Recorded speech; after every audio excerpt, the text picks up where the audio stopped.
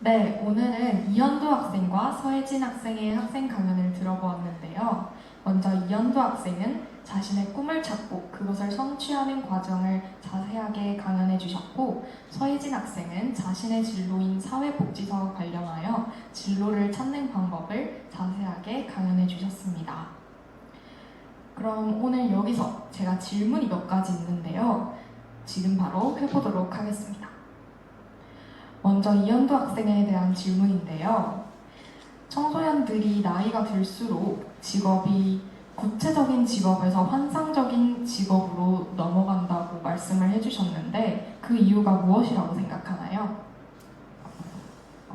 일단은 제가 그때 처음에 예시를 들었을 때 초등학생에게 물어보면은 소방관, 경찰관처럼 직업 위주로 말한다고 했고, 중학교 쪽으로 올라갈수록 나는 건물주가 될 거야 같은 조금 환상적인 이제 목표를 말한다고 말씀을 드렸는데, 그 이유는 보통 어렸을 때는 보면서 이제 미디어나 매체에서 쉽게 접할 수 있는 게 이제 가장 가까이 있는 거는 부모님의 직업이고요. 그리고 이제 멀리 보면은 이제 만화 영화나 또는 이제 아이들이 보는 프로그램에 나와 있는 그런 직업 위주의 사고를 많이 하게 돼서 그렇게 된 거고요.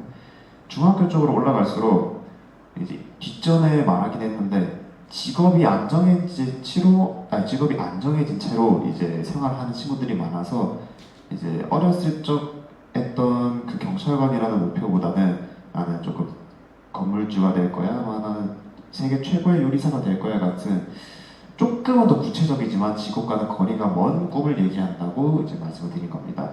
또한 고등학교 때 와서 그 종합적인 사고를 마치고 자신의 진로가 정해진 아이들 같은 경우에는 직업과 그 환상적인 꿈 모두를 말하는 경향이 있는데요. 저 같은 경우에는 이제 미술 업계로 가는 게 이제 꿈이다 보니까 애니메이터가 돼서 좋아하는 그룹의 애니메이션을 만들 테야, 이런 것처럼 직업과 환상적인 꿈 모두를 말하는 경우가 있습니다.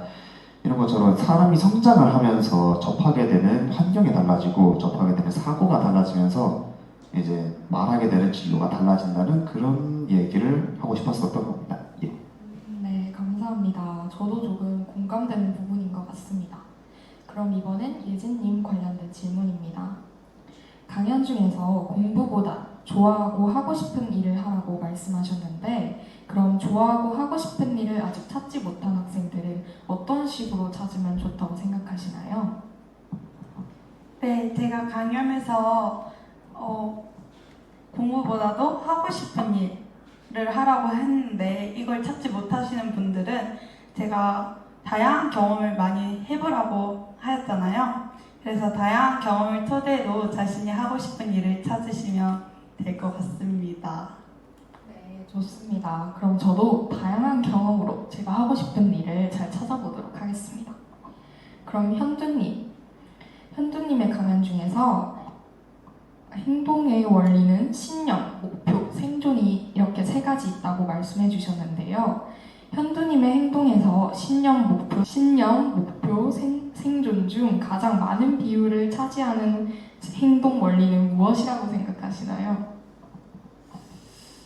일단은 제가 오늘 정의한 생존, 목표, 신념 이 세 가지 카테고리는 제가 임의로 정한 겁니다. 제 경험을 토대로 한 거기 때문에 저의 주관적인 비율이 꽤 높을 수밖에 없는데, 거기서 저의 비율이 얼마나 높으냐고 물어보신다고 하면은 일단 생존이 꼴찌고요. 그리고 때에 따라 달라지긴 하는데 제가 이제 꿈을 쫓아갈 때는 꿈 비율이 좀 높은 편이고요. 그리고 평소에 생활할 때는 신념이 조금 더 높은 편인 것 같습니다. 예, 그렇게 해서 최종적으로 정리를 해보면은 신념과 목표가 번갈아 가면서 우선순위를 가지고 생존이 가장 밑바닥에 있다고 보시면 될 것 같습니다. 예. 네, 좋습니다. 그럼 다음 질문입니다. 예진님이 하고 싶은 일을 찾을 수 있던 방법 중에 경험이 있다고 하셨잖아요. 그 중에서 가장 기억에 남는 경험은 무엇인가요? 저는 일단 학생 자치회도 했고 하는데 제가 가장 기억에 남는 것은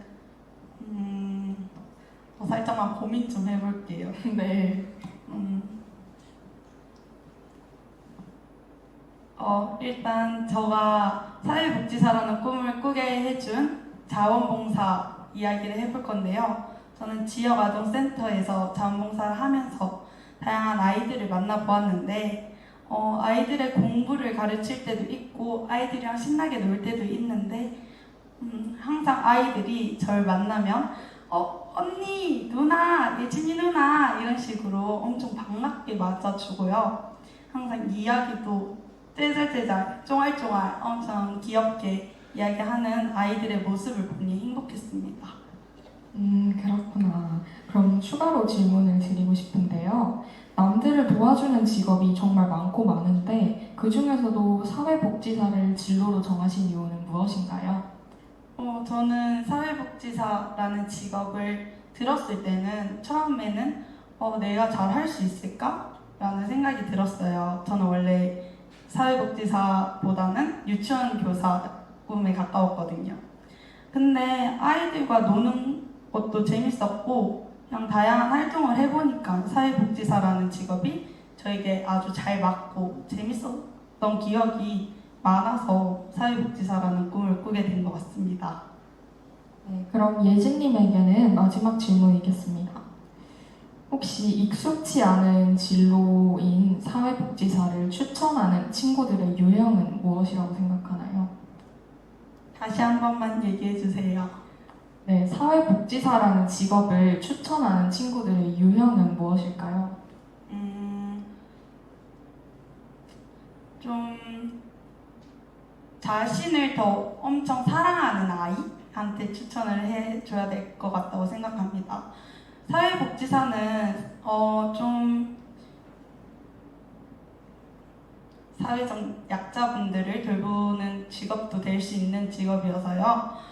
심리적으로도 불안한 분들도 있을 수 있고 그렇기 때문에 자신을 사랑하지 않고 좀 멘탈이 약하신 분들은 자신이 더 힘들어할 수 있기 때문에 자신을 더 잘 알고 자신을 많이 사랑하는 사람들이 사회복지사라는 꿈을 꾸면 좋을 것 같다고 생각합니다.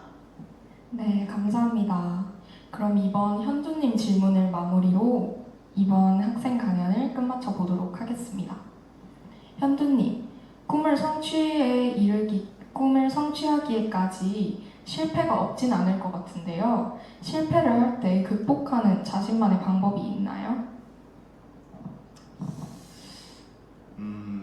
일단은 실패라고 하면은 많은 종류의 실패가 있을 수 있겠지만 저는 대표적으로 스스로가 실망하는 거 하나랑 부모님과의 마찰이 일어나는 거 하나랑 이렇게 딱 두 가지가 있다고 생각이 듭니다.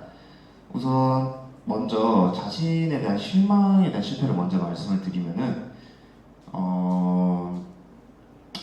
꿈을 이루는 데 있어서 성과가 안 나온다거나 또는 내가 뭔가를 이루고자 함에 있어서 내 능력 밖의 일이라서 조금 힘들어지는 경우가 있어요. 예를 들면은 뭐 내가 그림을 그린다고 했을 때 그림이 잘 안 그려진다거나 또는 내가 그림을 그리기 위해서 조금 더 투자를 하고 싶은데 나는 투자를 할 돈이 없잖아요. 부모님께 돈을 이제 손을 벌려가지고 공부를 하는 거니까 이런 것처럼 능력 밖의 일에서 조금 실패가 되는 경우가 하나 있고요.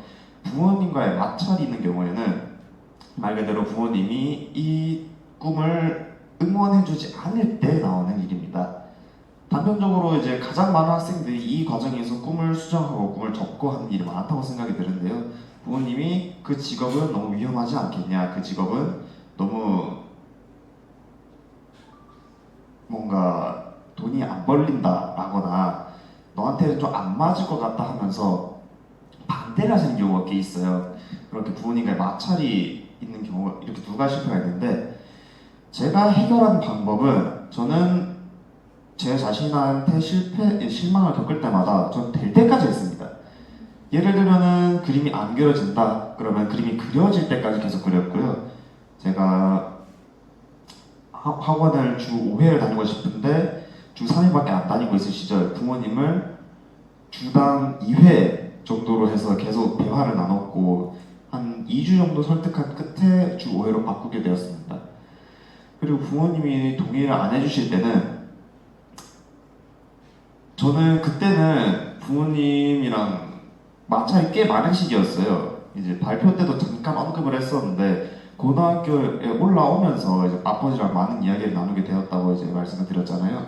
그때 이제 진로에 관해서 많은 다툼이 있었는데 그것 때문에 사이가 꽤 좋지 않았어요. 그래서 이제 이 직업으로 간다는 거를 어쩌면 허락 안 해주신다는 거를 예상하고 있었고, 그래서 저는 한 고등학교 2학년은 통째로 그냥 제가 혼자 독학을 한다고 이제 제가 노력을 하는 걸 이제 아버지 도움 없이도 나는 어떻게든 해낼 거다라는 걸 먼저 보여줬었고요. 그런 다음에 이제 3학년 때 이제 입시를 정식으로 시작을 해야 되잖아요. 그때 이제 내가 지금까지 한 성과들을 보여주고 이거를 학원을 가서 입시를 조금 더 열심히 하고 지금 내가 2학년 때까지 받아놓은 성적으로는 지금 입시 들어가도 충분히 내가 성공할 수 있다는 것을 증명했습니다. 그런 식으로 이제 부모님과의 마찰을 잘 해결했던 것 같습니다. 이런 것처럼 이제 어떻게 보면은 요리라던가 뭐 그림이라던가 이제 단편적으로 예시를 든 건 두 가지밖에 없긴 한데 이 외에도 부모님들이 쉽게 동의를 안 하는 직업들이 있잖아요. 이런 직업을 결정을 할 때에는 저는 어떻게 보면 조금 잔인한 이야기가 될 수도 있겠지만 나 스스로를 부모님께 먼저 증명해내서 부모님의 불안을 덜어주는 게 조금 먼저라고 생각이 듭니다. 그래서 저와 비슷한 고민을 가지고 계신 분들이라면은 먼저 자신을 증명할 방법을 먼저 찾아보는 것도 꽤 나쁘지 않은 해결법이 된다고 생각이 듭니다. 그럼 질문, 답변 여기까지 마치겠습니다. 네, 감사합니다. 실패를 정말 두려워하는 저에게 조금이나마 용기를 줄 수 있는 답변이었던 것 같습니다. 오늘 이 두 분의 멋진 강연과 답변 정말 감사드리고 오늘 이 청바지 톡이 여러분에게 조금 여러분의 마음과 생각에 조금이나마 도움이 되었으면 좋겠습니다. 그럼 이상으로 청바지 톡 학생 강연을 마무리해 보도록 하겠습니다. 감사합니다. 안녕. 안녕.